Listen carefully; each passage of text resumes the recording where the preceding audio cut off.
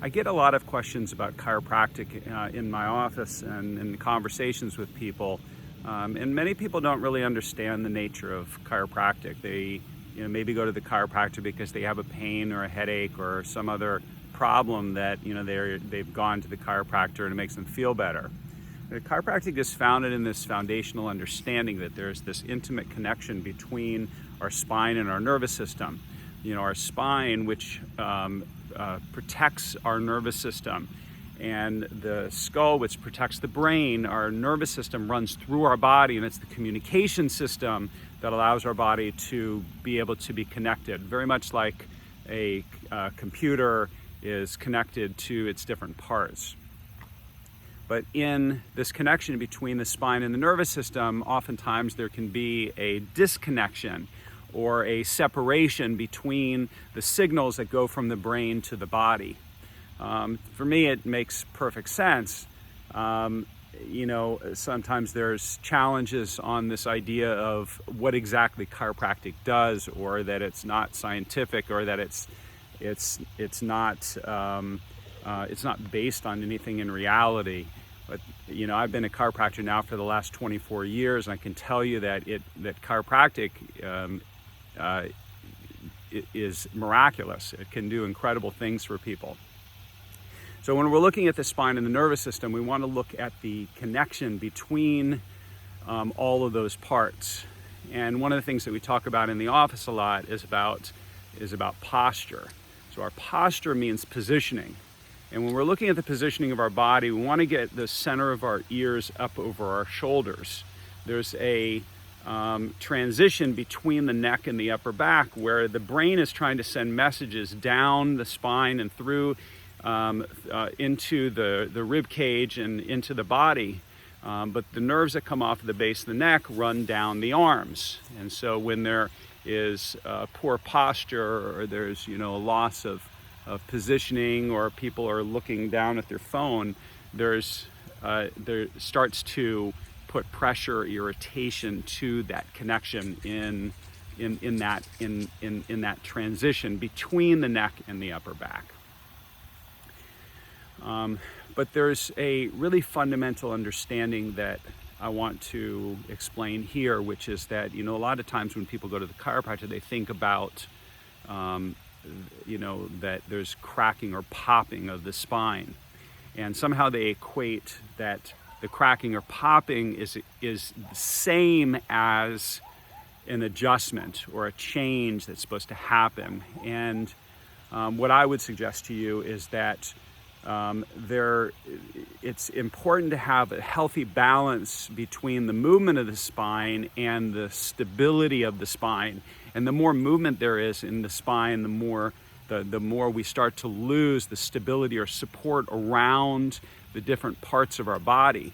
I can remember being, when I was 6 years old the first time, and I sprained my ankle playing soccer. And my ankle got, I'll just call it wobbly, because it felt like it didn't support me very well. And I didn't understand that, our ligaments hold our bones together. And when there's that weakness in the ankle, then it starts to cause weakness really all the way up one side of the body. And there's a very close connection between the feet and the knees. But I digress for a moment. Chiropractic, there's many different types of techniques and methodologies and approaches to how to take care of the spine and the nervous system. In my own mind, I break it down into two primary categories. One of them is what we call structural adjustments, right? Typically when people think of moving the spine or cracking or popping the spine, we're calling it structural change to the body, and there's different types of structural adjustments that people can have. And the goal is not just to move the spine, but to create more balanced tension across the entire body. Now, if somebody goes in there, if chiropractor goes in there and they start moving every bone in the body, that's not really going to long-term going to fix the problem. We want to create more balanced tension. And in some cases with people, there's actually too much movement in the spine or in the joints in the body, and that also becomes a problem. So structural adjustments are one type of adjustment, but another type of adjustment is what we call tonal adjustments. Tonal adjustment is looking at the connection between our spine and nerve system, looking at the connection between the spinal cord and the body, and the transmission between the brain and the body. And so the spinal cord is more kind of, I consider it to be soft tissue, just like, say, muscle is, where the nervous system is actually connected up in the upper part of your neck and also all the way down in your lower back. And the spinal cord is actually only connected to your body in those two places. But sometimes what happens is that the body gets twisted internally. It's almost like the sleeve, like our sleeve gets twisted. And when that twisting happens, it also can start to put pressure on the nervous system. And so there's a series of approaches that we do in our office, which I refer to as tonal adjusting. And there are certain techniques, Logan Basic, network spinal analysis, SOT, that DNFT. There's different techniques that approach the body from this tonal place. So some people, they think that the chiropractor is just going to, maybe they don't feel comfortable with having somebody do any structural work on their spine. There are methodologies that can work for lots of different other people. I would not take care of a baby or an elderly person the same way that I would put somebody who's, say, active and their body is really agile and ability to be able to move.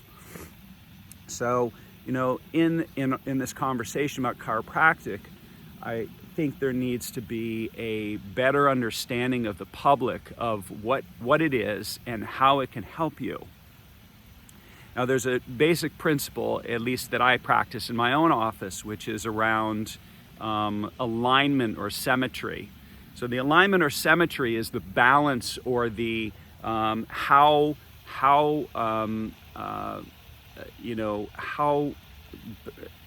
balanced that position is between the right and the left. When I look down at the bottom of the feet, we look at the distance between the top of the pelvis and the bottom of the feet. The bottom of the feet should be level, and oftentimes they're not. In fact, statistically, 40% of the general population has one leg longer than the other. So if that's you and you don't know that you have one leg longer than the other, then you're going to have problems, because it's going to cause a tilting in the pelvis, which is then going to potentially put pressure on your knees and your hips and then your spine and all the way up the spine. So, chiropractic, in that this connection between the nervous system, is about boosting our nerve signals, boosting the signals between the brain and the body to help to raise up that connection. And in doing that, we take care of that computer system of our body so that our body can actually function the way that it's supposed to. I've been a chiropractor for the last 24 years, and initially when I got into chiropractic, I was just curious. I didn't have any pain problems, but I grew up with really severe allergy, asthma, I call them immune problems. And kids tend to not have as much pain problems, but they have more, they'll get allergies, or they'll get ear infections, or they'll be colicky, or they'll have some other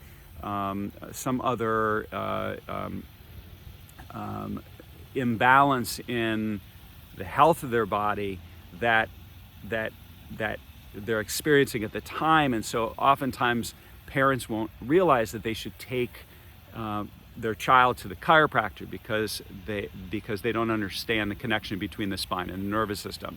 But I can tell you from my own experience that I've treated hundreds, maybe even thousands of kids who had ear infections that clear up with the chiropractic adjustment. So, this is just initial conversation here to help you. I want you to ask questions to some of the things that I'm saying here, because many people don't really understand how to whether they should see a chiropractor. If they are seeing a chiropractor, are they getting the best possible care they can possibly have? And my goal is to help you to create some clarity around this. Oh, it's a beautiful day here in Charlotte, North Carolina, and thank you so much for asking the question.